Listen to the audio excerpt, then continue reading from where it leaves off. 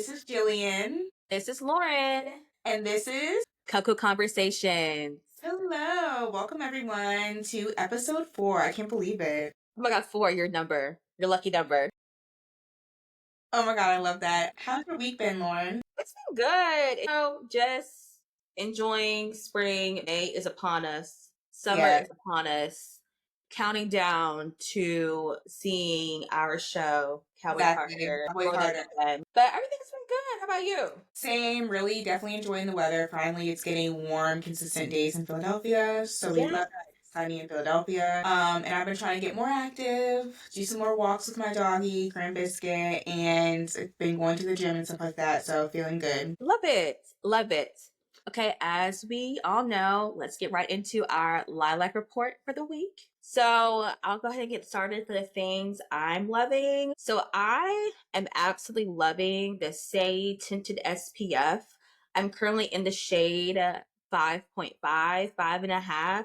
So I ran out of my sunscreen back maybe a couple of weeks ago, and I was popping this, and I'm like, Jillian said something about the saying, like, let me go ahead and try. Let me know their products. I went in it, test drive it, like just test it out in the store. Let me go just make a purchase. Mhm.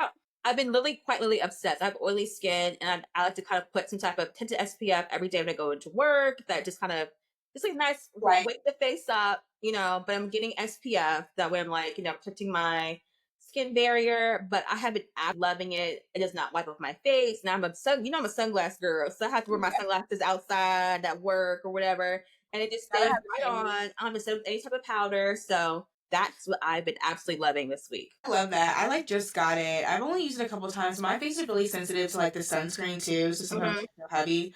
But I do like the Fenty Blur Stick. Like Mm-hmm. the sticks, it's easier for me and I'm just like rubbing with my hands. But I've heard a lot of good things about the SAG, especially on TikTok. So I'm glad you love it. Yes, go pick it Add up. that to your list, ladies. Yes, add it to list. For me, I've honestly been loving my hair. Like the curls are back. The I curls are know something. it's we love still press season, but oh my gosh, I love my summer curls. And actually, I just want to open up a little bit about my hair journey the last few years. I Yeah. unfortunately was a victim to the alleged Miel bald spot Mm-hmm. controversy. I did in fact have a bald spot, and I did in fact at that time was exclusively using Miel products. But that's all. I don't know the connection. The point is, a few years ago, my hair had thinned out pretty bad from that. And I also I wasn't someone that always took care of my hair. I kind of took it for granted a little bit. So I've been really taking care of my hair the last year and a half. And so this summer I'm really seeing the fruits of my labor, my trims and everything like that. And I feel my hair getting fuller. I really want to dye it really bad. I'm definitely like a let me get some highlights kind of girl. Okay. My hairdresser, she said, no, girl, Not not yet. Not yet. Not yet. yet. Delayed, not denied. Okay. Exactly. I was excited. She said maybe the fall. So I was happy about that. So stay tuned. But yeah, so I've been loving my hair, and with that, I actually really enjoy pattern products. Like I switched over to pattern over the last like a year. Tracy Ellis Ross's line, and really enjoying the leave-in conditioner. If you are like a girl that switches over to curls in the summer too, like definitely try pattern. I have really been enjoying the products. I love pattern. You put me on a pattern last summer. I promise you, like my curly hair routine has not been the same since I introduced pattern to my everyday. You cannot go wrong with any of the products, like the foam to the curl refreshing spray to just even the tools they have. Like, I love pattern 8. Yes. Love that. Yes, love it. So let's move on to what's been impacting us. So what's been impacting me has been decorating my home with my mom. My mom came over like a couple days ago when we went kind of home shopping. It's kind of like a cool experience to kind of like, go shopping with your mom, and she's helping me like make my house a home. It's just kind of a cool experience to go with your mom. It's like your first home. And I kind of just love those moments between the two of us, my mom and myself. I even going just like even my bridal era a couple years ago, me and my mom went wedding dress shopping together, which is us two, when I found my dress. So I just love having those like life moments, like fun girly moments with my mom. So that's really been impacting me. She has been really helping me. She helped me pick up these gorgeous lamps for my living room, and they're like purple pattern. She's like, Lauren, we cannot leave them in the store. I was like, "You're right, mom. We can't leave them in the store." Like, she's like, Lauren, I'm gonna give you. You cannot leave these. So that's kind of impacting me. It's been kind of cool to kind of decorate my house and home and having my mother's like input and help, and just kind of a sweet little moment to kind of bond. We don't always get time to spend together like that since we live a little bit further away from each other now. So I think that's what's impacting me. And I've absolutely been like absolutely loving that. I love that. Like moms are literally essential when you move. I remember when Okay. I moved up to my first apartment in Philadelphia, I literally was just so overwhelmed. My mom came in there and she just started unpacking stuff and she was like, "Come on, let's go." Yeah. Just got us settled in a way quicker time than I would have because I just kind of like froze. I was like, oh my gosh, like I had moved states, it was a lot, and so yeah, I love that you guys had that bonding moment because we don't get to have those a lot these days. We don't live close to our mothers or other parents, so I love that. Yes. For me, mine's a little less heartfelt. So I guess there was some leakage in some windows on the siding of my condo because I live in like a stacked unit or whatever. Anyways, Mhm. the point is, I get a call that the windows are getting replaced over the next like 2 weeks basically because this has been happening since last week. So I've been impacted because like during the day I work from home mostly. Right. And I'm having to like change rooms, not work in my office because they're in here. And it's like today, literally, there was a huge hole on my side, like because the window takes up like pretty much a whole wall, my living room. And so it Mhm. was just like I walked in there, was like nothing there. So yeah, that's definitely been impacting me. It's also very loud, by the way. Sure. All the drills and things, but it is what it is. Like I'm just glad things are getting fixed because it really impacted my neighbor. There was like some leaking, so Oh everything's getting no. fixed. Shout out to HOA. Okay, Okay. that's like homeowners insurance. It's not like I gotta pay for it, so Okay. getting all that stuff fixed. But yeah, that's definitely been impacting me. I did not think it was gonna be going on this long, and it's very loud. Like it's not conducive for leading meetings, being in meetings. But you know what? It's okay. We're moving on. But How yeah, that's long? Are they done? Are they done? Are they still working on it? every time I think they're done, they're like, "We'll come back tomorrow." I'm like, "Okay." Don't you So hate that? It's like, oh, they think you're yeah, done. It's like finally, it's like, oh, actually, see you tomorrow, same time. exactly. Like, we're actually gonna do these. I thought they were just doing one window. Then it's like, oh no, we're doing these two. So I honestly really do not know. So I'm just trying to be a good sport about it. Hmm. Since it's not just like me, it was like I set this up. So it's like all HOA. So I'm like, let me just, it's really not that serious at the end of the day. It really isn't. It just needs to get done. So, yep, that's been impacting me. Well, on the bright side, you'll have Exactly. new Hello. windows, New window. new Love windows. that. So let's get on to what we're listening to. So Lauren's library moment. I have been listening to the Partner Plot by Okay. Christina Forrest, which is the book number 2 in this series, The Green Sisters. And I've been obsessed with this book. I was obsessed with the first book, Neighbor Favor. But just like a side note, so basically all of the sisters have flower names. So it's like Lily, Violet, and Iris, which Mhm. all over like purple, which is like, ugh, I love it. Okay. And then just a nice little, no, our purple people, it just kind of Okay. just makes me happy. But basically, the plot is Violet is this like high fashion designer, stylist to celebrities. And she ends up reconnecting with her high school sweetheart that she has not seen since like college. She had this really breakup. They were getting married. They had matching tattoos, and then they had this big breakup. And she sees him in Las Vegas, and they hang out. They all go to the club together,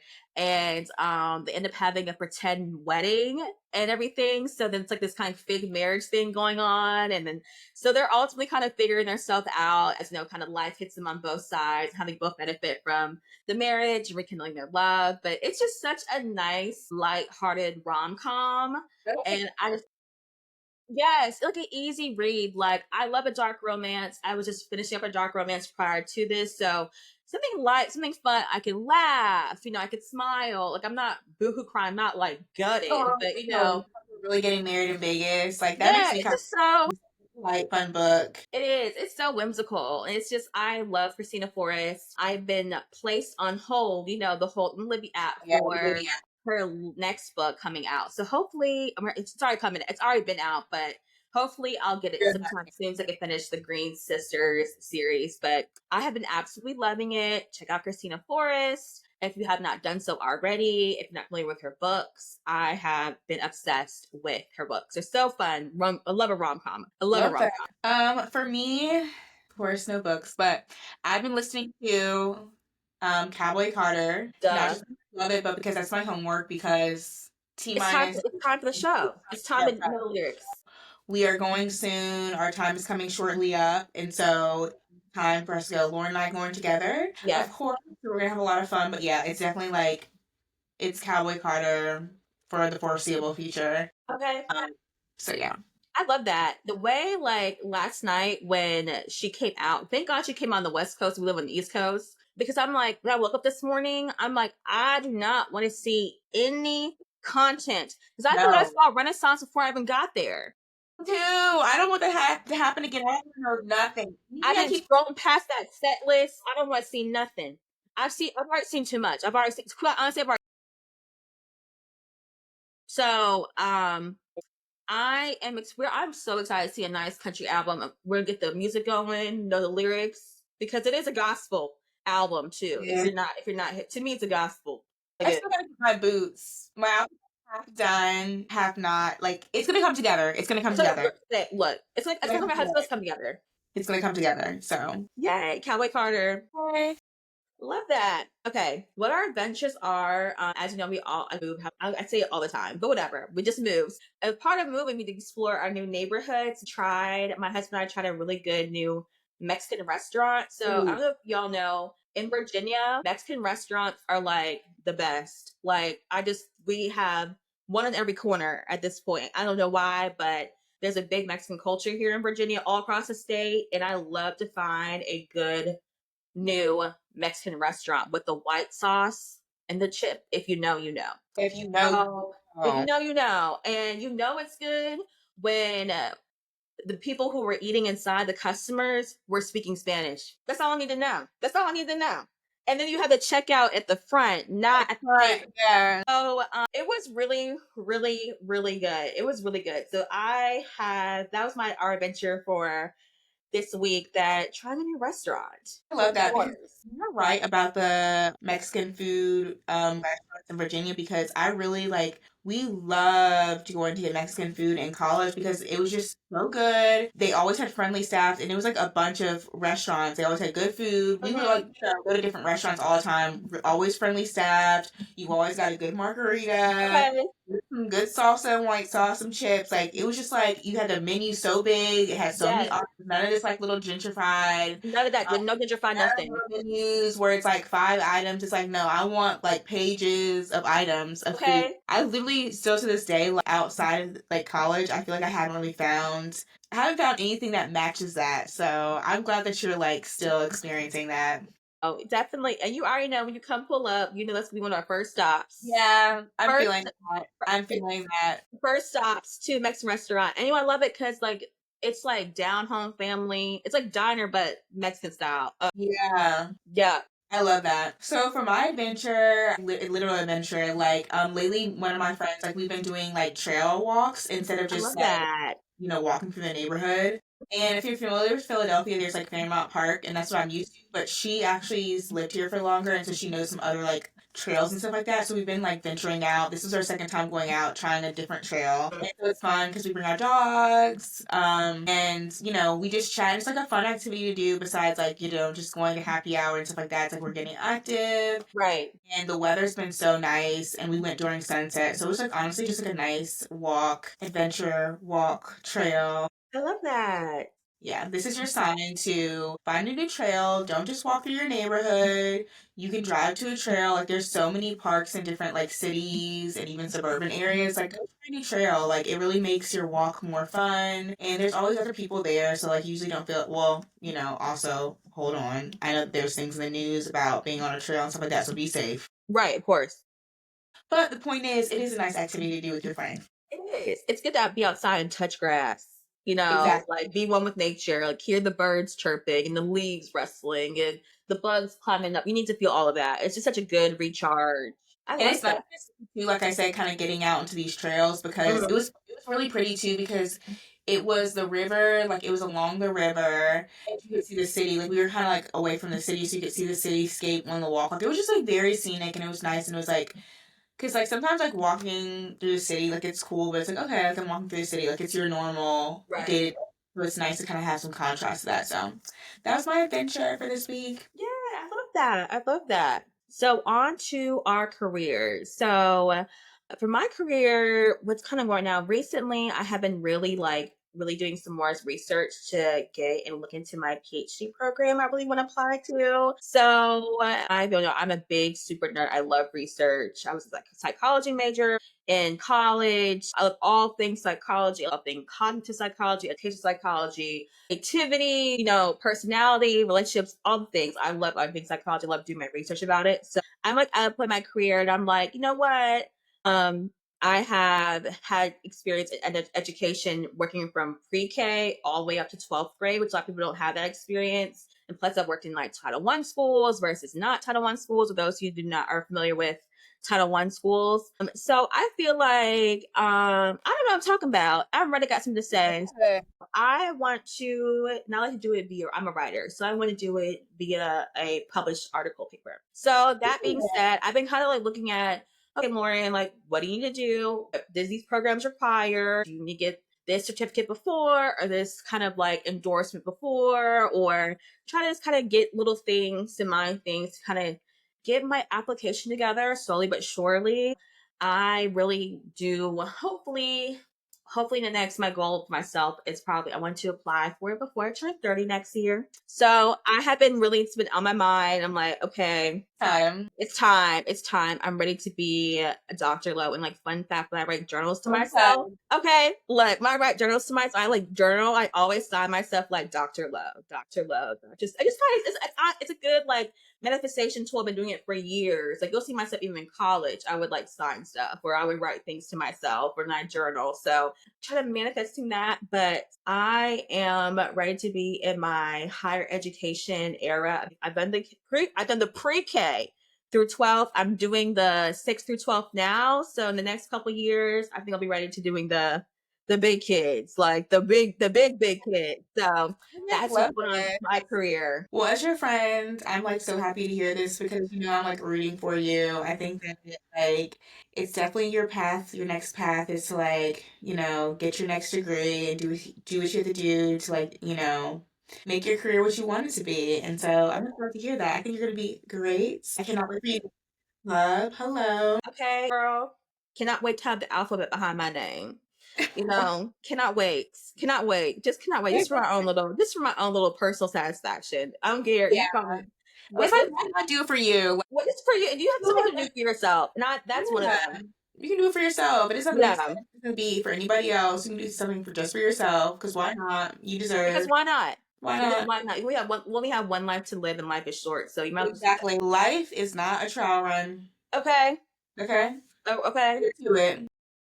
So that's what I'm pushing up Well, my career updates, I was like proud of myself. It's like career adjacent. On to. LinkedIn, got a financial advisor. I got a recommendation from someone I trust, and I've really been working with them the last few weeks. And today we had a really great meeting. I did like overview of everything, so I was really proud of myself because I really want to be smart about what I'm doing with my money. Yes. Sometimes it can be helpful to have some like outside help when you don't know it all. And I don't know it all. So I was like really just proud of myself for taking that step and even like consulting it. So that was like my career kind of like update for this week is just getting my money together, like making sure Okay. because it's crazy times right now and I want to make sure, listen, I'm trying to retire at 50. Okay. I have Okay. aspirations of a leisurely life the older I get. Okay. I gotta start, making some moves to get there. It's not Yes, gonna no, to maximize your salary now, like while you're single, you have no real responsibilities besides yourself, getting your investments up. I'm here for all that because future Jillian's gonna be like, yes, girl, thank you. Thank you, thinking. Jillian, for helping me back. Thank you, young Jill. But yeah, it's tax season. If you have those, if anyone yeah, if you got your tax returns, go ahead and invest it. Just throw a little something down because the economy nowadays, the economy today, you just don't know. Like you really have no idea, especially in this climate we live in. So I love that you're counting your coins, getting your coins in a row. And I saw somewhere it says like people have like mailbox money that like you send it out so it comes right back. You know what I mean? So Yeah, while you're investing into your mailbox money. exactly. So prayers up, but yeah, that was like, something I did this week for my career. I got the word out. Okay. Yeah.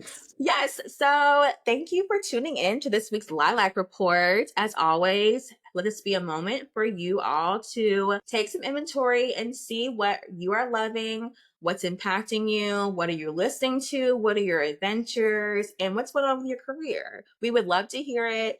Write down your journal, talk to your mom, boyfriend, husband, best friend, sister, whomever about it. And maybe that's kind of nice little update when you talk to your friends or whomever for your little weekly check-ins. So welcome back. We're going to go ahead and get started to our current event. I don't know about you, but like literally, I was some time yesterday. You know how you come off of work and you do like your doom scroll of like your socials. Let me catch up what's been going on for the day because you have not been on anything. Like you've just been like working. Let me go. What's on the socials? What did I miss? So I was on Instagram and I like read like articles. So I follow like small little magazines, online magazines, like articles, whatever. So anyway, so Libidity posted something. So I'm gonna read what they said on Instagram. The caption so I don't misspeak, so I get everything correctly.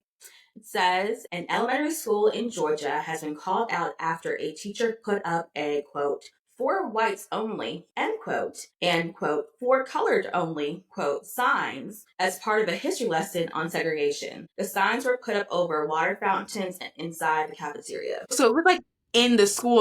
In this elementary school. Now, of course, it was to respond with like, of course, NAACP, girl, the NAACP be on it. They'd be like, actually, hell to the no. And basically, their statement how their stance towards that against it, basically like racism is taught. Like, so I'm gonna go ahead and just like Out of all the ways to teach slavery, or not slavery, excuse me, like racism.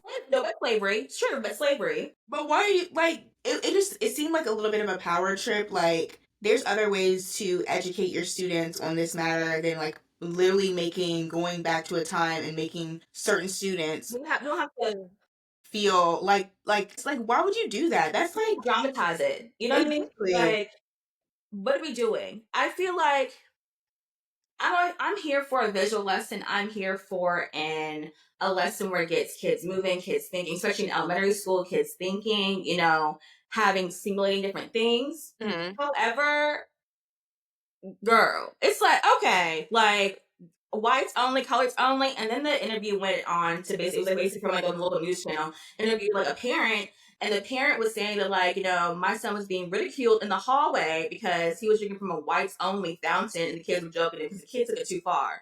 They're like over here like they're like reinforcing the things like what that behavior is taught.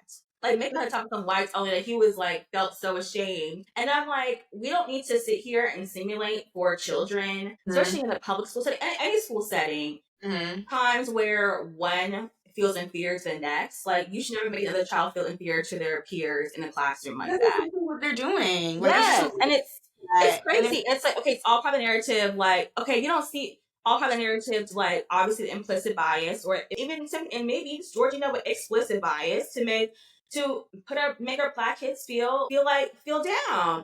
yeah. And we're like so frustrated, and we sit back as generation, as adults, when people are like sitting here like, okay, so why are black children, black students, Hispanic students, and disabilities are marginalized groups of students in the classroom? Why are they not?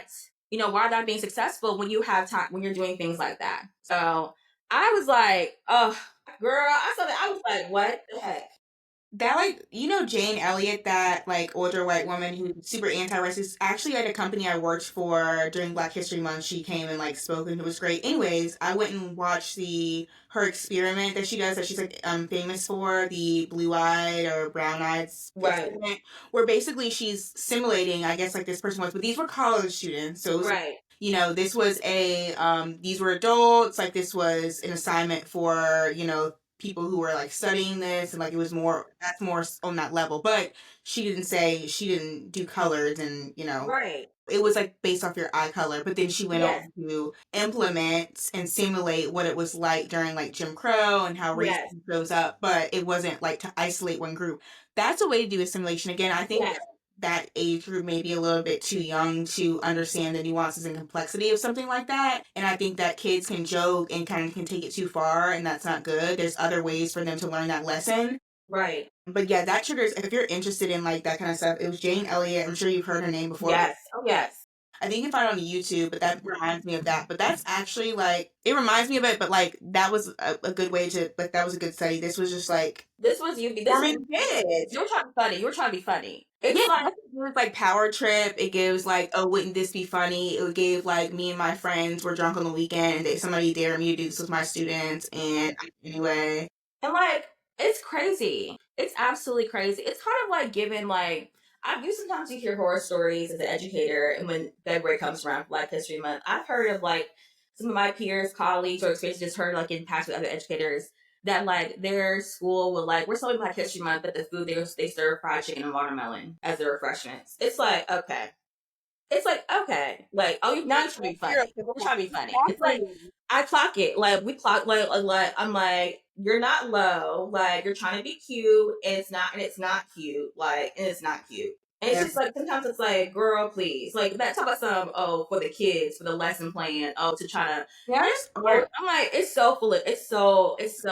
and I always just feel so bad when those types of situations happen to children because a lot of times you're in a situation where like you don't know how to stand up for yourself, or there's probably like one kid who's looking around like this isn't right, but maybe you're just like such in a vulnerable spot, especially in elementary school, and they're probably going through this exercise, not realizing how messed up it was, or some are noticing how messed it up is, and it's like how you can navigate that when there's such a power difference between you being in elementary school and the adults that are like running this simulation. That's where it's like really like who is this teacher? Like, what else are they teaching? What are they saying to the students for them to come up with something like that? It's like, what is their day to day? That makes you wonder. Yeah, wow, that is wild. That one's to watch out for. So I'm sure. I wonder if it has anything to do with like the times and being bold, Yes. or like I think sometimes too, we all forget that we are not that far removed away from all this. Like, that Jim Crow wasn't too long ago. Like, my mom went to segregated schools, my in dad.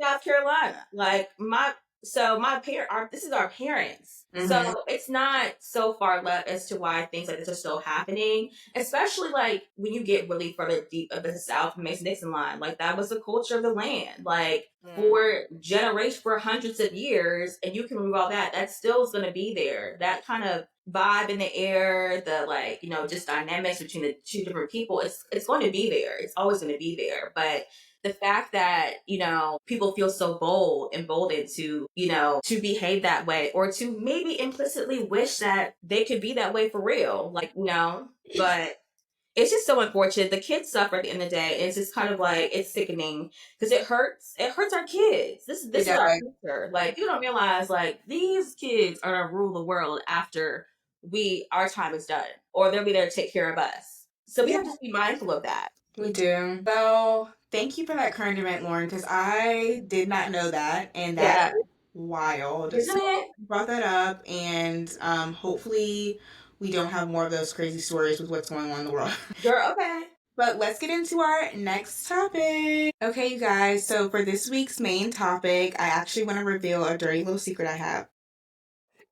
So after TikTok, which is my favorite app, my next favorite app is actually Reddit. Yes, I like to go on Reddit and scroll. I love all the story times, the crazy, am I the assholes? Like, I love all of that. Like, I also, like, if you didn't know, there's a lot of good career advice on Reddit. And you can kind of like get to know on like what's going on with your field. So I do that too. So something that's more productive. But anyways, I think that we should, and I brought it up to Lauren, she loves this idea. We're gonna have an Ask Coco segment. Our first rendition of it, so we will keep this going. And we're gonna start out with some Reddit stories I found. So if you guys enjoy hearing like our feedback and opinion, we actually like have just been going off a title, so this is gonna be a blind reaction for both of us. So Okay, really, yes. so let's We're here listening with you for the first time. Like so we're let's here with you. Okay, with that said, we are happy and ready to start this next chapter. We announced my pregnancy to my family at a small dinner last weekend. This is where my sister, a 29 female, comes in, who is extremely religious. She's the kind of person who's at church every Sunday, pretty much only reads the Bible, and makes TikToks about passages. She constantly preaches about living a pure life and following God, and sometimes will force it into the conversation. When I shared the news, most of my family was supportive and really happy for my boyfriend and I, except for her. She immediately went cold and launched into this huge preachy lecture about how disappointed she was in me. She went on about how she expected better of men, how I was living in sin, and how God will judge. Pretty much, she was making me feel horrible for not being married while being pregnant. I tried to keep my cool, but she wouldn't stop. She kept ranting on and on. She clearly could tell it was bothering me. Eventually, I had enough and I snapped. I figured this was a perfect time to get payback for her shaming me. I went on about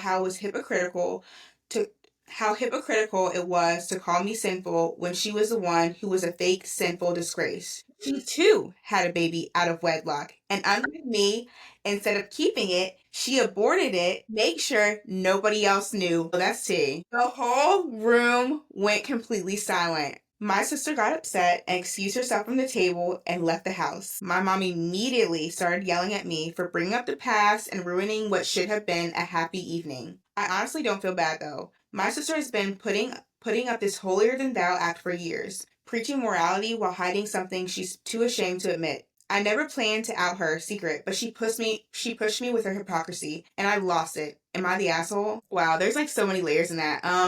My What God. person don't mind a little get back? Like sometimes The answer is no. well, yeah, no, because like sometimes, especially with family, like you can take a lot with family. A lot of times your threshold is much higher. I'm sorry, when you cross that line, sometimes you could play like this is her family. It's like no, you gotta stop, especially when you got teeth like that. I'm sorry, girl. No, no, no. That's wild. That's so wild. It's like at first you were thinking like I was thinking this story. I'm like, is this giving cult? Maybe people got caught up in the big Yeah, churches, and then you realize, girl, you did it too. Not only that, men did for you it now, you got an too. abortion. Decades. That's crazy. I do think it like even like I think coming from the South too and just like growing up in the South, I do think that there is like definitely this culture of shame when it comes to Yes. young women, especially like when it comes to sex, like them owning their sexuality and things like that. It can get really like I feel like the church has a lot of say almost, or they want to say things to you. When it comes to that, it can make you feel a lot of shame around something that you shouldn't feel shame for. It definitely should be a Right. choice on like what you want to do, like moving forward with either like having sex, having children, like what that looks like for you. And in no way, shape, or form is it okay to shame women. So like being so attached to the church in this way, it definitely is a projection. She probably feels shame for like her past decision, and instead of like admitting it and owning up to it and forgiving herself and giving herself grace for where she was at that time, she's deciding to project it onto other people by being super religious, specifically her Yes. sister, which is just like not cool. It's just not cool. And they're adults anyway. It's just like, okay, move on. Like nobody wants Okay. to do that all the time. And like, That's like even discussing behavior, like giving age dynamics. It's kind of like she was the older sister behaving this way to her younger sister, and as someone who's like, I'm an older sister, like I some things it's kind of like I just feel like you just don't do, like you just don't do because at the end of the day that's your little sister. Like you want to look out for her, you want to protect her, you want to love her. You see, that's what you should. I feel like it's a very innate feeling for siblings. But I'm like, you did that, like you have your feeling, and you did it, and said all these things to the point you're trying to get cute, and you really made her upset that she had to snap back at you like that from this whole family. That's just that saddens me as far as like a sisterhood. It's like standpoint. yeah, It's like, dang, girl, that's not sisterhood. Like and it is sad. It is sad, but she was mad and she spoke her mind. So if it's gonna be in front of anyone, I'm glad it was in front of family. I'm sure, sometimes people don't like to say the hard things out loud, and you never know. Like maybe other people in her family are feeling that way. You don't know. It's just kind of like, hey, could you call her? I was called out because one, like, if she was so detached, she really didn't care how she felt. She wouldn't have this. She would. I just let it go. But like, that's your sister. You can tell she loves her because you wouldn't be that upset if you didn't get that upset. You know what I mean? You wouldn't. You wouldn't get upset if you did not love her. You know what I mean? but I definitely do not think that she is in the wrong for doing that. I think No. you gotta be a little petty. Sometimes you have to say something. Sister should have like been supportive, or at least like be quiet. If she didn't want to be supportive about it, she didn't need to keep like making her feel uncomfortable and making her feel shamed for keeping a child. A child is a blessing, and if they're in a position where they can, take care of it, and it seemed like her and her boyfriend are like prepared to move on and move forward with it, then be there and be an aunt for the child, and you can show the child Jesus. But like you're just showing a side of Christianity. I feel like as a Christian, I cannot. It's hard when it's like Yeah. you're attached to other believers who are so strict and project and shame. Yes. That's just not, for me, that's just like not how I move as a Christian. I feel like Jesus is love. Yes. Jesus is love.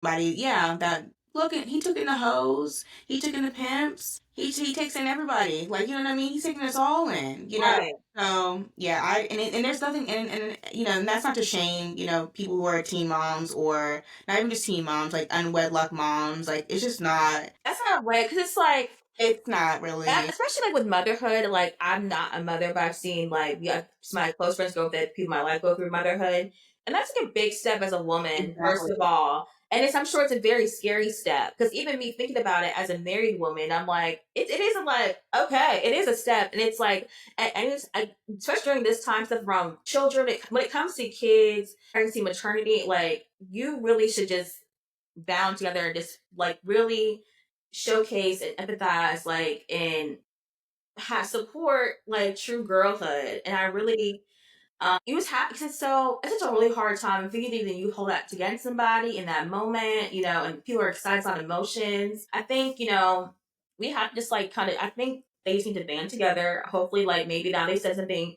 to each other to like feel how they know the other one Oh, feels. yeah, Maybe we can like move forward. maybe that moment can like humble her and Yes. see that she can like okay like take off the layer and be there and support her sister and like see a Yes. different perspective. But yeah, girl, you're good. You didn't. Yes, but the answer is N to the no. No. No. Okay, well next. Okay, let's do. All right, am I the asshole for blocking my mother-in-law after she redecorated my house while I was on vacation? Okay, there's a disclaimer with this one too. So disclaimer, this occurred while I was 7 months pregnant. Okay. But at the time of writing, I have a happy and healthy baby. Okay. All right. So I, 27 female, have been married to my husband Mike for 6 years. We have a daughter, 4, and I am pregnant with our second. This pregnancy has been absolutely brutal compared to my first. I am nauseous all the time and have to take meds just to keep what little I can eat down. It has taken a toll on my body and I struggle with just basic housework. And I'm a stay at home mom. Not to mention keeping up with my 4-year-old. Mike and I decided to take a mini getaway to just rest and take some time for ourselves before baby comes. Mike's mother approached him and asked if she could do some cleaning for us while we were gone, like vacuum and do the dishes, and told Mike not to tell me so it would be a surprise. But he's not stupid and asked me if it would be okay. I was hesitant, but the idea of coming home to a clean house sounded nice, so I said yes. Before we get into it, here's some info on Anne. Anne wasn't too bad as far as mother-in-laws go. Probably the worst thing she could do is drop by unannounced and come in without knocking. She would always comment on changes I should make to my house or ways I could decorate,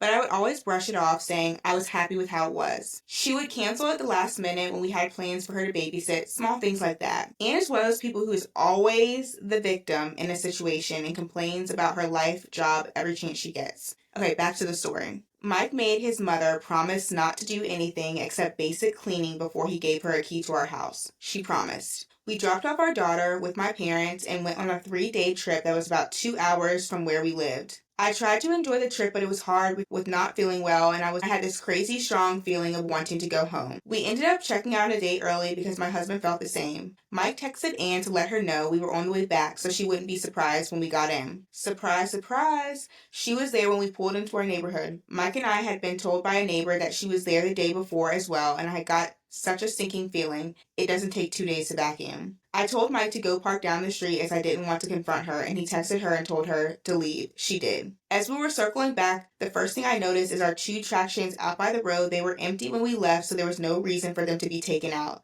The next is sitting in the driveway is a small love seat with flowers on it. What the actual fuck? Why is my effing couch outside like it's about to be hauled off? That's when I started to lose it. I was trying to hold it together but started having a full-blown panic attack. I was crying and couldn't breathe. After I was calm enough that Mike felt safe to leave me when he went into the house to see the damage, I could not bring myself to go in. I sat outside on my little flower couch and my mom had sobbed. Mike came back out and said, "It's bad."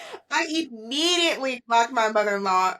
I felt numb. I went and sat at my best friend's house while Mike started fixing the worst of it. The damage. Where do I even start? It had touched everything. Furniture had been moved. My pictures, art had been taken down and replaced. She had stuff that she had bought. This is like 2 days. She moved in. Fall decor had been thrown up on everything. Pretty sure she bought it at our local dollar store. Anne had gotten into closets, rearranged all my stuff. There were new and nails and command hooks everywhere. Bathrooms, bedrooms, living rooms, kitchens. It was insane. She had started putting up wallpaper in the living room. There was a can of paint in the bathroom. Thank God we came back a day early. She was going to paint my daughter's room, her pink flower bathroom, gray. There were baskets and piles of laundry all over the floor. After Mike had gotten the worst and shocking changes somewhat fixed, I came back over with my friend. I just absorbed it and started throwing stuff in the trash, everything that was not mine. After 4 hours, the three of us had the most of everything taken down and put back. It was supposed to be. Post back how it was supposed to be. There were 10 stuffed full 13-gallon trash bags full of crap. I felt so violated. How could the 3.5 years of work I had put into our home be erased in 2 days? I spent the next several hours picking up the mess she had left. And had she actually done any cleaning? Not a chance. She took what was mine and made it hers. It wasn't until the next day when I started to find things missing. The bitch had thrown away my nice rugs, replaced them with cheap dollar store crap. No hate on dollar store. My daughter's toys, sentimental items, and handmade children's rocker for my great grandfather. She had absolutely no intention of replacing anything. She was helping me by throwing out stuff that wasn't pretty or looked old or broken. To know she had gone through my home and passed judgment on things kept that took my things and hauled them down the road to the trash truck to take, it broke something inside me. Girl, when Mike went to confront his mother, she said she was sorry for upsetting me, but still to this day does not see anything wrong with what she did. She was actually upset with me for immediately taking everything down and not giving it a chance. Our relationship is dead to me, but she keeps harassing my husband, wanting to know when things will go back to normal. I will never trust her again. They will never go back to normal. Like, She was like, so oh, make a big no. no, girl, no. That is crazy. That could you? That is violating. She really that is violating. It was wild to begin with, but when you the next day that you can't find your sentimental things, like you cannot find that's the stuff your curated life that you've had for decades, maybe was passed on to you. Oh baby, like we have nothing to say anymore. The fact that they have a love seat on the curb, like you pull up and there's a whole couch on the curb. Girl, what? And mind you, you're 7 months pregnant. You're 7 months pregnant. You are in the, I'm sure mom's probably in the nesting era, they're in their third trimester. Yeah. It's like they just want to get away, come home, stuff can be moved in. I'm sure they're planning a baby shower. Just like think of the time that they're probably in, like right now. Like I would be. But what, my thing is, what was the mother-in-law on for her to be able to, do all of that to where they were working for 4 hours to, replace everything? She just went and moved herself in. Working. She said, listen, plus I gave me a key. Look, turn knob. It's my house. Like, whatever. It's giving, like, those weird, Hatch mother. Those women who, like, have sons who are, like, almost kind of, like, look at their sons, like, oh, gosh. It's very weird energy. Like, you took the key to your son's house and you sat him there like it was yours, like you were moving in. Like, she was moving in. Exactly. I'm sure if she came back the next day, homegirl's clothes be in the closet, I'm sure she was gonna paint the daughter's bathroom gray. Gray? Like, why are you getting paint? Your granddaughter's bathroom. She has pink flowers. Don't paint it gray. You're gonna do that to your 4-year-old granddaughter. Like, how long has she been planning this? Like this? No, exactly. Exactly. This was very meticulously planned out in advance. Yeah, she saw her opportunity and she took it. She already knew what to do. That's what it was. She was waiting for the opportunity because she did say it earlier. She was like, she's made comments before on her life, so unannounced, acting like that place is no. Like that's no. She has no boundaries. She has no boundaries. She doesn't have any respect for your marriage. She doesn't have any respect for you. She doesn't have respect for you as a mother, a wife, a daughter-in-law, whatever. Like she's like, I mean, her actions say forget you. So and it's like there has to be other things. Like how did they get to this point? Yeah, like I guess in this situation, would you, because you're married, would you expect your husband to kind of be the one to talk to his mother if it went this far where it's kind of uncomfortable, or do you feel like you feel comfortable to talk to your mother hey, this was over? It was a lot. I mean, it's a lot. You definitely are talking to her about it. It's your husband, it's like your partner. It's like, but would you expect him to talk to his mother? I think so. But especially in that situation, in that situation, the conversation to be had with the husband, with your husband. Regardless if you say something to her, I feel like as a protector provider, you have to protect your wife, and sometimes that means checking the people closest to you. You know, so I am like, so whether, so I think yes, to answer your question, short answer, yes, but I just like, sometimes I feel like I've learned in this process, and you know, it's just like you have to have boundaries, like when you first start getting married, like, you know, you're whatever, like you're engaged, your boyfriend, like, you know, people say you're single, so you're married, whatever. But it's like legally you kind of are. So like you have to use someone to know you move as a unit. So it's kind of like, okay, like we are together, we are one in all aspects Mhm. of the thing. So therefore, you have to create boundaries to protect that, and that means, you know, with love. With Right. love. And I'm sure, and then, but you get very excited, like, oh my God, I was coming to help. Like, you know, yes, she's kind of annoying, but she's my husband's mother. Like, you don't want to keep like your husband away from his mother or anyone Oh, from anyone people they care about. Like, yeah. so I see why how you could probably let it slip. Like, oh, I've been thinking of it. Yeah, it kind of annoyed me, but you know, she was obviously thought the best of her. Like, thought like had she obviously she assumed positive intentions with Yeah. her. So, but you know, you kind of more things Cross keep the happening. line. That was like, oh, not only do you not like me, you hate me. Like, Yeah, like you don't like me at all. Like you're literally just like came in here and just like like you tore my hate me. house. Yeah, you hate me. It's like, but even then, like, but you know, whatever it takes me for all my married ladies out here. This is why you have boundaries when it comes, like when you have, like when you're married, you have boundaries with everything, with work, with everything, with the people in your life, your friendships, your in-laws, your family. People are going to be part of your lives. They're attached to you. Like his mama ain't going nowhere. You know what I mean? You have to Exactly. have boundaries and have boundaries and run your household how you run your household. Run your marriage, run your Yeah. marriage. And hopefully I like they can learn that, they grow their marriage and learn that strict Mhm. boundaries, you know. But you got to put the brick by brick foundation, like you have to Yeah. put the foundation up and the bricks up and kind of do y'all. But I hope they've learned that. I hope they're learning that lesson now. But I'm just Yeah. girl blocked, No and some doubt people don't about make it it. to the next level. It was like That's hard. that's Yeah. so hard though. That's so hard. And I know I feel bad for her husband. I was like, I know he feels like crap. If he was a good husband, I Yeah. know he feels like crap. He's Yeah, because like, he didn't even go. He was like, "Don't even go in the house." So he already knew. He already tried to protect her. He was already like, "Don't even. Let me at least try to fix. Like, let me at least try to-" yes. So he definitely was like thinking. So He's that's definitely remorseful. Like, oh my god, let me fix clean my mom's mess up. That's when yeah. my 7 month my wife who's 7 months pregnant comes in here after I was trying to, you know, help her out, you know, Well, take her on this like mindless vacation. big like baby moon, trying to like relax her. Okay, mom, gonna help me play cool. You know, he's probably trying to take care of stuff for his wife, Yeah. He, and you know, he his mama probably had all that stuff sitting in her house because George probably had the boxes in the garage. she volunteered to come clean. So she definitely she had all that. Laid out. She was ready to go. I That's would love to diabolical. lie on the wall and see that woman work. And I'm sure she had She help. was Because working. I'm Oh, sure she she had definitely help. had help. She She had learned that quickly. she And had then, are you taking pictures? Like, I mean, pictures? You it had takes me weeks to hang a picture. her Like, in like she was wallpaper? motivated. She was motivated. Like Oh, no, she was motivated. she was motivated. She's been saving that stuff. She's been literally like mapping out Premeditated. plans, mood boards. She was ready. Okay. No. Yeah. And thanks for those gems, Lauren. We love some marriage gems. Of course, always. I have a little sprinkle. Sprinkle, sprinkle. All right, next. So this one's titled "An Acquaintance's Husband on Tinder." Yes. Okay, I recently joined Tinder and trying the swipey thing. I'm not a person that is overly into dating in general, but giving it a go.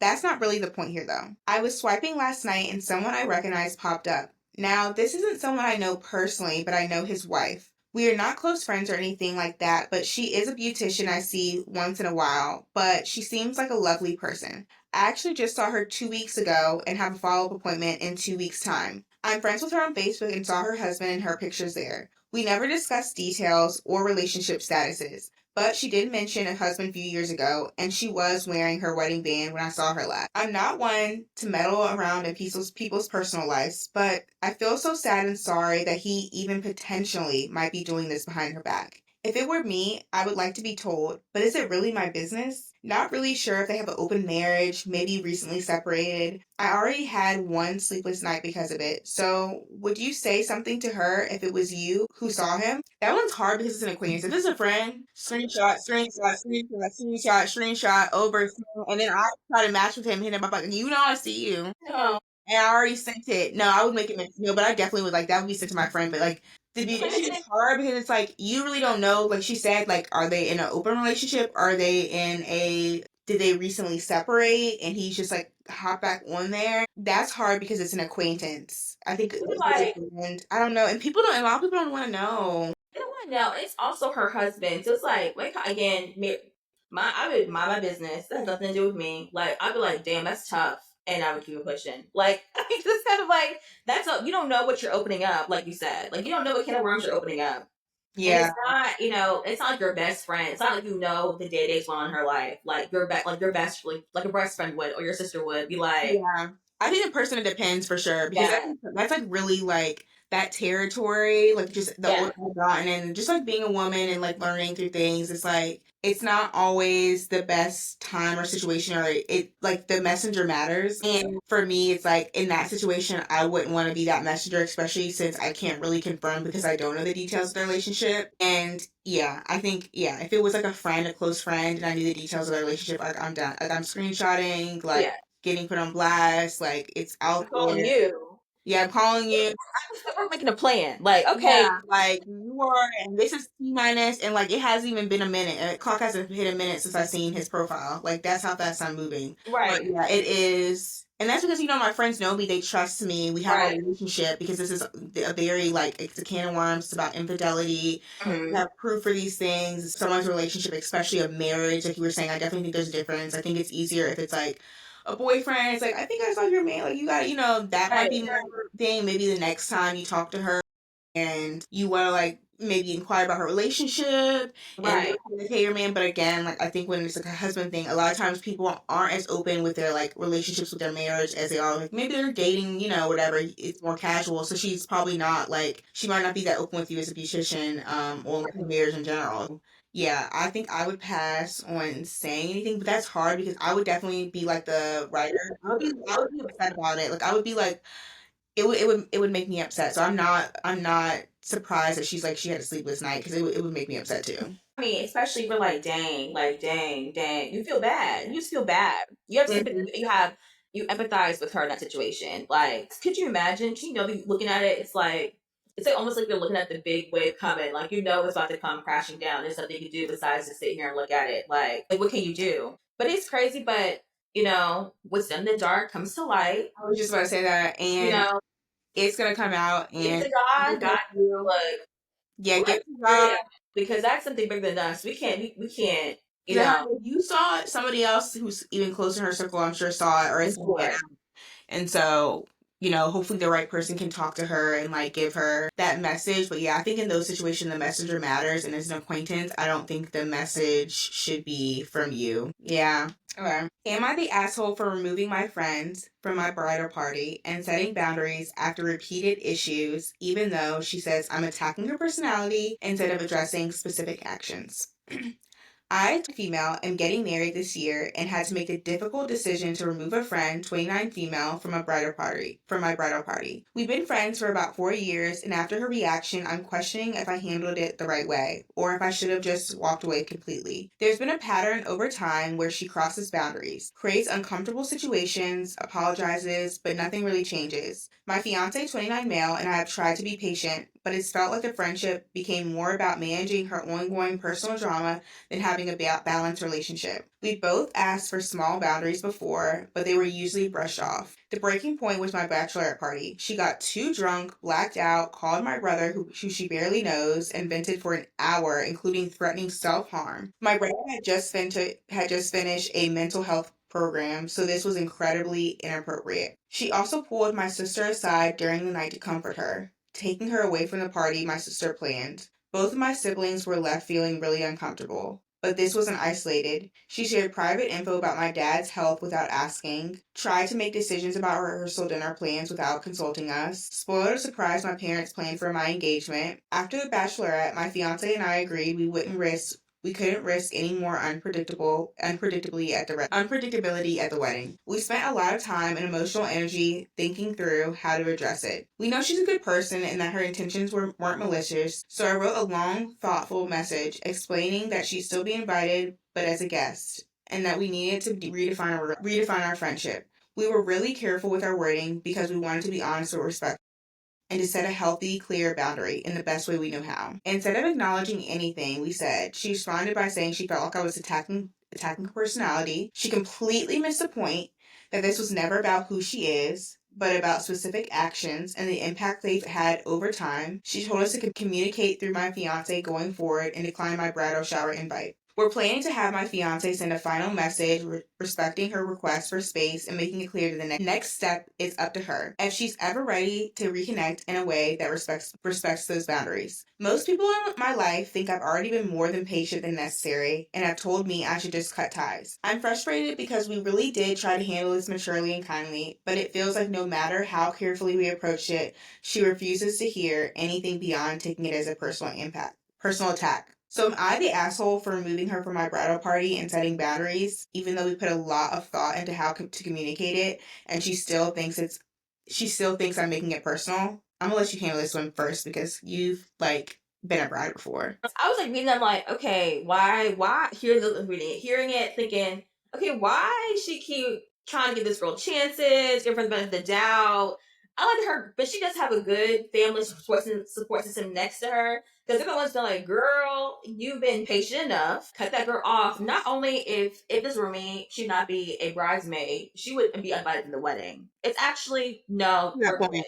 because it's like obviously like, oh, she did. I guess the bride seems from her perspective, it seems like her friend didn't like, oh, she didn't mean to. Again, she assumed positive intent. Yeah, it's like these one-offs, but it's like there's a pattern here. But it's like, here's a pattern. This girl does not like you. She's obviously jealous of you. She does not like the attention's on you. Therefore, she will manipulate any situation to make the attention back on her. Even if that means she has to ruin the moment, like the surprise, her bachelorette, talking to her siblings. Obviously, it begins about the bride. Exactly. If you're that way, you need to, okay, wipe them tears. Save your tears for the pillow and get up, bite, and be next to your best friend, and be in this moment with her. Yeah.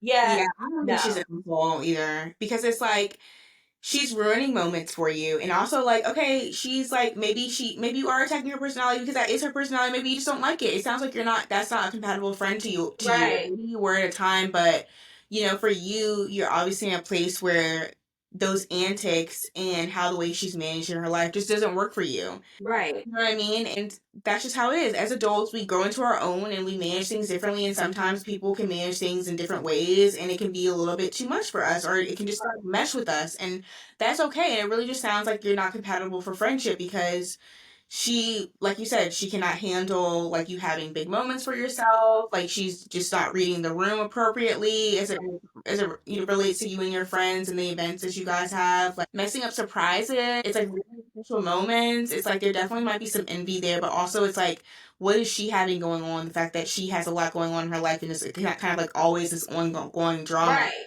That's not a good sign in a person that they're like able to like really manage their life and that can bring a lot of chaos into your life. Yes, So I definitely think that it might just be I'm with the family. Like, why are you? Like, I don't think you should be friends with her. We're not in school. You don't gotta see her. You really don't gotta like put up with her. It can just be like, you know what? We had great times as friends. It was fun, but it's getting to a point where maybe we've just outgrown each other. yes, exactly. And like, we have friends in our lives for seasons, but seasons end and new seasons begin. And not everything comes with you to the next season. Some things are for a season, especially like during the bridal era or your bridal era, you're being engaged to Yeah, mom or you to graduating school or like, accomplishing goals that you have for yourself. You're gonna see like, the people sometimes around you can't handle it. And, it's a lot. It can be a lot, but like, but you like what you said, Jillian. Like, you don't need to bring that chaotic energy into your life because that will rock your whole world. Like, you don't want to be around any of that. Yeah, and it's like y'all are having to spend time having this thoughtful message to someone Yes, who's never been considerate of you. You know, right, they zero moments for you. They're not being a considerate friend at all during a time where they should be really considerate because it's one of your milestones in life, one of your goals, something that's exciting, that it's about you, like you said, as other events are in life. right. And it's like, girl, no, I'm not a fan. I'm a fan of it might be time to step away from the friendship completely and just let it be what it is. Yeah, should like even I feel like even myself, I kind of relate to situations a little bit because things happen. Friends not who friends you are, and what ultimately ends up happening, like me having to spend $1,000 day for my wedding, the afternoon of my rehearsal dinner, to getting names off programs. So sometimes you gotta do snip snip. Guess you're not coming with me. Couldn't bring them all. Guess this is it. This is it. This is it. This is it. No. So, but you learn, but you learn. It's like people that you can learn, you're hurt by it. It's like, oh my God, obviously this friend's really close to you. Like, if she knows your family, this is a close best friend. Exactly. Like you held her at that level. You had a high, you put her on everyone has their tiers of friends, right? Like you have like your best friends, your acquaintances, your work friends. And we all, but there is some type of connectedness, like hierarchy, or just your inner circle, big outer circle. Who's really in your inner circle? And obviously she was in her inner circle, and she did her, and she acted that way. Yeah, and I think too, like I was saying I'll be curious to know how long they're friends, but she said 4 years, and I think that's yeah, I think it's okay to kind of like move on because I think sometimes like friendships maybe that you had for a really long time Yeah, when you were younger, I feel like those are more likely to be where you have friends where like you've given a lot of chances or it's very clear you've outgrown each other because like when you're friends when you're younger, it's just so much easier to connect on yeah, things, and then once you get older and start to develop, you can kind of have a rift, but it can be hard to like let go of those relationships right. been 4 years, so maybe the writer who wrote in, maybe they just had a lot of evolution over the last year. So maybe like when they first were friends, they were more alike than they are now. That could have been it. And now she Yes, outpaced her, or just like evolved in a different way than her. And yeah. so that's what some of that sounds like. But yeah, you definitely are not the asshole, and No. maybe you should just And good for you for drawing a boundary, and good for you. I could have said, girl, you're not I'm like, you're nice, you're a sweetheart. I love it. Like she's a sweetheart. She's a sweetheart. I love it. She's gonna be a guest, But good for you to be like, actually, but you can't sit with us.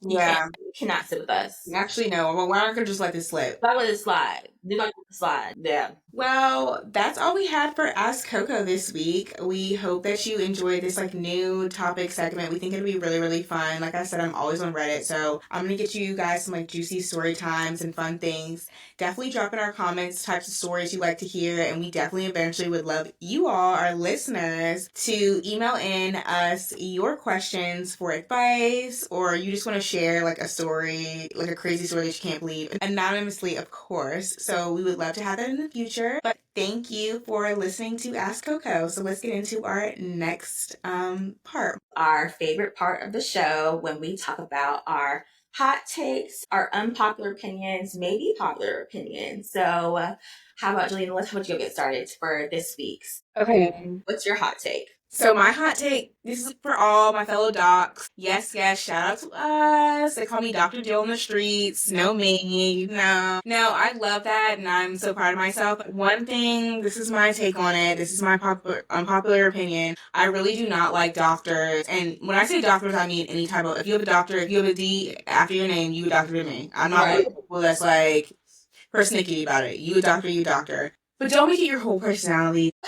Please do not lead with that. Do not make people feel like, because then it makes people feel weird or feel like Right. proud. And in certain settings, yes, I don't do the miss thing. It's only Dr. Campbell over here. But on a day to day, like everybody doesn't need to know I'm a doctor. Like I don't need to like throw it out there all the time. But there are definitely people I've noticed, like in my community of doctors, who make it their personality. And I don't know, it's just not me. Especially like now, I'm like 6 years out, and I think also with just evolving in my career, Right. I just don't want it to be like my personality. I feel like I've like been able to become more well-rounded as an adult, and I think it's especially easy to like make your personality, especially when it's like your career and you've worked so many years for it, and it's a part of who you are and how you show up in the world and how you show up in your career and professionally, which is like a huge part of life. But it's like, come on now.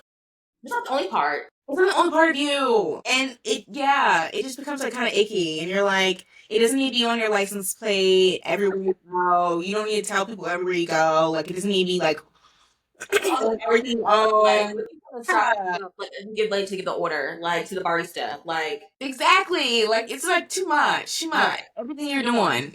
It's just like, no. So that's my little hot take. Just simple this week, but it was just like on my mind because I'm like, no. And no, because it's very off-putting. It's like, okay, we get it, we get it, we get it, we We get it. get Yeah, we it. proud of it, we proud of it. You are, Yeah. but it's like that shouldn't be your new name. Like it's almost like they add Yeah. like doctor as like their first name. Exactly. Like their first and last name. It's like doctor, and like it's like okay, this is like you said, it's your whole identity. It's like we're literally just like I just met you at the library. I don't even know that you're a doctor. Like, Okay. my name's Jill. Or we're not in, like you said, we're not in a professional setting. Like Yeah. And I will say, like, one thing I like about working like in my setting where I work is like a lot of people, pretty much everybody has like their doctorate degree, whether they're PharmD, MD, PhD, but we all just like go by our first names. Like nobody's like, oh, you have to call me doctor this or right. doctor that. Unless obviously when you go into like presentations or Exactly. like That's what I'm saying. Exactly. but it kind of just is because it's kind of like okay, like But okay. cool, check, mark. I'm proud of it. But what's next? Who else am I? What else I got? Right. I totally agree. I want that. So this week's hot take, I'm going to talk about NFL. So I love football. I'm a football girl. I like to start the school year because it means it's football season. Like I grew up watching football games, going to games since I was 5 years old with my mom and my sister. My dad would tailgate. So I love football. That being said. So as we know, last weekend was the draft. It was on Thursday, right? With the draft, everyone's kind of like anticipating who's gonna get first overall, who's gonna pick in the first round. Yeah. Obviously, hot topic conversation has been Shador Sanders. So those who do not know, Shador Sanders is the son of Deion Sanders, which is arguably one of the best cornerbacks who have ever played the game. Hall of Famer, like he's up there with the Tom Brady that just plays such dynamic football, just true savants of the sport, in their positions in their fields. Okay, cool. We know a couple years ago he made headlines because he went to Jackson State. Yeah. Like, oh, you're putting HBCUs on a bigger platform, like not always growing up. I grew up watching HBCU football because that's how I learned to love football. My mom would take me to Hampton games, because we lived in the area. We went to all the home games, went to homecoming. So like the football, I remember like hearing the band play, this whole thing. So as you know, our HBCU girlies, the SWAC girlies, and MEAC girlies, we were probably MEAC before it was this new thing now, but you know what I mean, the MEAC SWAC, it's like that. That's cool. Like I love how you're putting that on such a making it almost like mainstream and making it popular. So okay, cool. He does that. He goes to Celebration Bowl twice, which is like the Super Bowl of the HBCU football, and he loses. He loses twice, and he loses one to South Carolina State. Shout out to South Carolina, my where my roots are. And then he lost again to North Carolina Central University, where my aunt went. So you couldn't even beat the MEAC. You couldn't beat the East Coast. Then he decides, I'm going to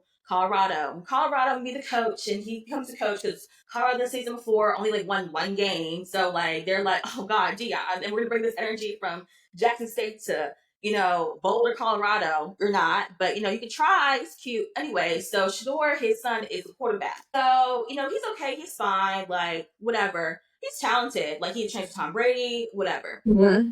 He had a pretty good season last year. He won a lot of games. So all people are talking about in this draft class was, oh, he's probably gonna go first overall. Like he's the first pick of the night. Okay, like Roger Goodell, the commissioner, will up there and say with the 2025 pick, this team's gonna select this as their whatever number one. He's gonna open it up. Number one, girl, and like so people have predictions before, so you kind of do betting on the stuff. So he like dropped because he did not really fully participate in NFL Combine, which is the day that you kind of go and kind of like work out and like kind of it's kind of big scouting day since she's in the NFL. Then you didn't like really play that much in the Senior Bowl, like no, I guess around the Pro Bowl. I don't know, like whatever. He was only playing, or he didn't really fully play. I don't know. I don't think it was. I don't know what the case was. I don't think he was a full participant in that event. Okay. Then it's a job, and it feels like a job. So you have interviews.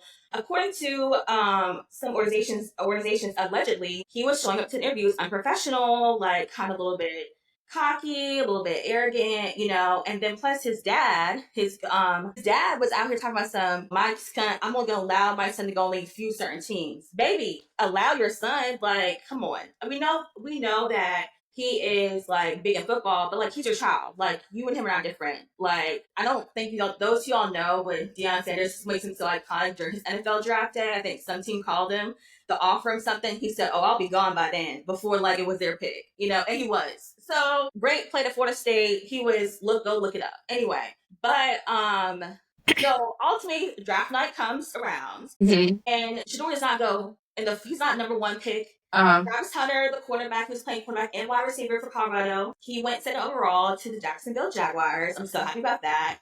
He was played at Jackson State and he followed this Deion to Colorado, but it was cool because it's like he was a Heisman Trophy winner, so the first man to get it. It was cool. His last name is, anyway, I was like, go on, look, cousin. Go clap it up. But anyway, so first round, he doesn't get called. So, like, and mind you, like, remember, like, in a Zoom time, that people now host parties, or you're, like, we're like, zooming into people's homes during the draft. I know y'all, the Welcome Draft 2020. So some people, it's like hybrid. Some people do both. So, like, Shador's having this party, like, this kind of like watch party. Like, they're always, of course, they're tuning to him because it's like, he has a rating. His dad's freaking Coach Prime. Like, we don't go to first round. So, like, okay, maybe he's going to go number one, second round. Like, I was thinking number one, second round. Maybe they're going to he wasn't good for the first, but just for the hype, everything, second round. Second round comes around, he don't get called. We get to the end, I was like, we're in the third. Third does not get called. And the first night ends Thursday night. I was like, he didn't get called Thursday night. Like, usually the people That's like the first night. He didn't call the first night. So now people are like, the reporters, no one's talking about the draft. Everyone's talking about like why isn't Shador had not been drafted. So for me, like from my perspective, I don't know anything about sports. So for me, I'm on the side where it's like I didn't know that there was a draft going on until I'm starting to hear about Shador, and so that's when I started to tap in. And even my dad. Now, I did get a text from my dad and my brother group chat. Now, they're sports people, so they're always going to keep up with it. And I think they meant to send it to each other, but I got caught up in that message because they don't know. And they were like, why isn't Shador got drafted? And I think my brother said something about they're trying to make an example. Do you think okay, he didn't participate in some of that combine stuff, but I heard, but it's like, do you think some of it was like them trying to show an example? From my research as a non-sports girly, I thought so, but I don't know. Like, what do you think? I think both can be true. Both are true. Yeah. Both are true. Both are true. It's also kind of like, as someone who's kind of watched his career in college, who's kind of followed like the stories, it's kind of like, okay, I see, like, I see why people feel that way, but as regards to his ranking in talent against these other quarterbacks. But like, I understand not going the first round, maybe the second round, the third, like probably the fourth. The problem I guess people are having with it, I got to a point like Friday the draft goes on, Friday night, so that he didn't have to draft it again on Friday night either. So we were like, so everyone was kind of like, okay, but it's like it's just not fun anymore. And then so time comes Saturday, like I'm thinking in my mind, like, oh, he's not gonna get drafted or he's gonna go dead last. Like they're gonna make a example of him. I thought my inference was they're not gonna draft him at all, or he's gonna go dead last to make an example. But instead, he got drafted as the 144th pick to the Cleveland Browns, and it was they had 5 quarterbacks, right? Yeah, they already have quarterbacks. Exactly. So it's like they dropped the quarterback in the third round. Like, okay, why Shador?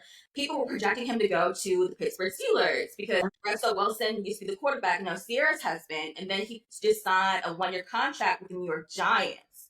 So people thought, oh, Mike Tomlin, shout out to Newport News 7-5. He is the coach. Like, he has a Super Bowl ring. Like, he's a really good at developing players. He has a good rapport amongst his players. Okay, and then also DK Metcalf, Metcalf, excuse me. He used to be the wide receiver at the Seahawks, aka Normani's fiance. went over. Yeah, went over. Like, oh, should they need a quarterback? So maybe that'd be a time where Mike Tomlin can come train in a young quarterback. Like I'm sure, like similar to like develop him. That'd be a good environment for him. They need a quarterback, so I just assumed that he was gonna go to Pittsburgh. So that's what the sports people were saying. They were saying y'all were like, Pittsburgh makes sense. That's probably where he's gonna go. Yes, I think it'd be a good environment for him. But it's kind of like, oh my god, like. Now my dad said, okay, this was Friday. Why are they blackballing him? And then my brother was like, I mean, it's a job at the end of the day, and the employers didn't like his interviews. Okay, this is the point I kind of want to see what you guys think. Also, he's already rich. NFL teams don't want a black guy whose family doesn't need the money. So what do you think about the whole, like, because I kind of have like opinions on that too. Like, what do you think about that factor of it too? Like, he doesn't have like this story. Like, the NFL loves those like come out the mud stories, especially with their black. They do. Yeah. I think they because they like to be like the savior. You know what I mean? Combine. Have you ever seen videos of Combine before? A little while. It's like they measure them. It's kind of giving flavor option. It's giving. And so, of course, I'm gonna pick that person. They're gonna hate on this little boy because he didn't have to do it. He didn't have to get it out the mud. His daddy did it for him. It's a legacy thing too. They already know Deion's gonna be like on the sidelines. They already know he's gonna be. That's probably part of the reason why he started coaching college anyway, so he could be a part of both of his sons' journeys, because both his sons got drafted, I think. Yes, Shiloh actually got drafted as a free agent to the Tampa Bay. Like, what a proud moment that's be probably for a father, for a family. Like, they gonna talk all their big necks. I wish I went second round. They don't know nothing. But baby, both your sons got drafted. That's beautiful. Not everybody who like is in the league. Not every time like their son or daughter like doesn't always make it to that professional or have the talent to do that. So yeah, so I mean, I feel like there's like so much to that conversation more, but yeah, I feel like that was a huge. I mean, regardless, like people were talking about him, like everybody talking about him. You see, I got into it, and I was like, I have to figure out what's going on. Like, I need to figure out why are we talking about him. Like, I had to look all these story. But yeah, for those who don't know, that's the backstory to that. Also, too, another conspiracy theory I have. I think the reason why they had him go so late could be so they can have their ratings, get people to watch it. Because people usually watch it like Thursday night, and it's like, okay, Friday, maybe something. Dad all sure not Saturday morning. Like this happened. This has been going on since 8 o'clock, 7 o'clock. Coverage pop started at 6 o'clock Thursday night. I'm not loving this Saturday afternoon. Like you're not gonna watch a continuous series, the same thing, hoping and waiting for. No, you're not. Not that late in the game. You think everybody you were watching would be drafted by then? Yes.